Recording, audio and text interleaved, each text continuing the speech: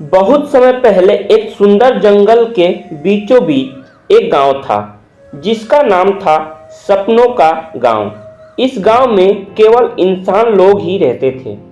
इंसान लोग में कोई सामान्य इंसान नहीं थे, बल्कि उनके पास हर किसी के लिए एक खास हुनर था।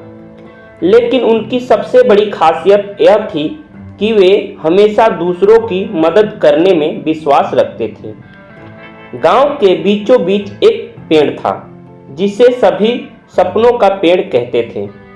यह पेड़ हर साल एक अनोखी घोषणा करता था। उसने कहा था कि जो इंसान लोग सच्चे दिल से दूसरों की मदद करेंगे उनके सपने पूरे होंगे, लेकिन अगर कोई स्वार्थी हो गया तो पेड़ के सारे फल सूख जाएंगे। अर्जुन गांव का सबसे तेज धावक था। वह अपनी दौड़ से दूसरों को प्रेरित करता था, लेकिन उसे एक दिन अचानक से एहसास हुआ कि उसकी मदद के बिना बाकी लोग अपने कामों में पिछड़ रहे हैं। एक बूढ़ा किसान उससे मिलने आया और बोला, अर्जुन, मेरी फसल समय पर मंडी तक नहीं पहुंच पा रही। क्या तुम मेरी मदद कर सकते हो? अर्जुन पहले हिचकिचाया, लेकिन उसने किसान की मदद करने की निर्णय लिया। उसने अपनी दौड़ के लिए रखे समय का उपयोग किसान के लिए किया। जब वह खेत की गाड़ी लेकर मंडी पहुंचा तो गांव वालों ने उसे बहुत सराहा। सपनों के पेड़ ने उस रात चमकीले तारे गिराए जो अर्जुन के सपनों की सफलता का संकेत था। नेहा गांव की कलाकार थी। वह सुंदर चित्र बनाती थी, लेकिन वह अपने काम को साझा करने से डरती थी।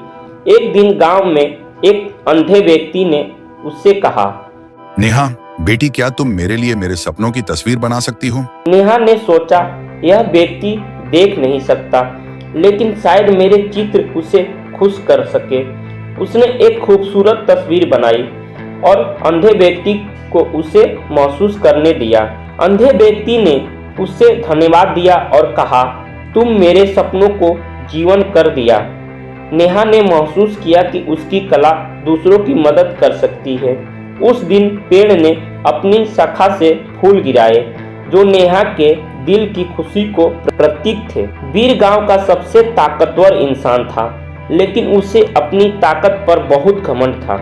एक दिन गांव के बच्चों ने उससे कहा, वीर, क्या तुम हमारी कागज की नाव को नदी तक ले जाने में मदद करोगे? वीर ने पहले इनकार कर दिया, लेकिन जब बच्चों ने अपनी मासूम आंखों से कहा, क्या ताकत सिर्फ अपनों के लिए ही होती है? तो वीर का दिल पिघल गया।